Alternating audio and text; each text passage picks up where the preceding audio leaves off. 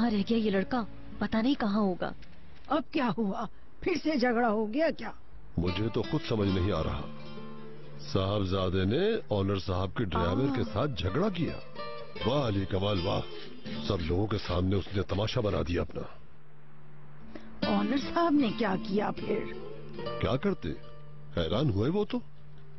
अपने ड्राइवर से बात करेंगे क्या वो? हाँ कह रहे थे कि बात करूंगा मैं, और कोशिश करेंगे कि ये मामला अच्छी तरह से हल हो जाए। इंशाअल्लाह इंशाअल्लाह। हेलो शहरजाद।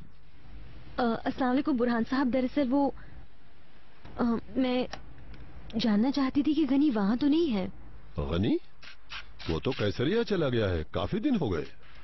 वो बुरहान साहब नाराज मत हुईगा, गनी केसरिया नहीं गया। मैंने उसे ऑफिस में रहने की इजाजत दे दी थी। क्या? ओफो शहरजाद, क्या हुआ? गनी कहीं गायब हो गया। तुमने ऐसा क्यों किया बेटा? मुझसे देखा नहीं जा रहा था, वो अब दिल लगा के पड़ रहा है। मैं बाद में एक्सप्लेन कर दूंगी आपको। दरअसल मैंने पेमेंट के लिए उसे क्लाइंट के पास भेजा था, लेकिन वो अभी तक वापस नहीं आया वहाँ से। अच्छा ये बताओ, उसे कितने पैसे देकर भेजा था? 5000। क्या?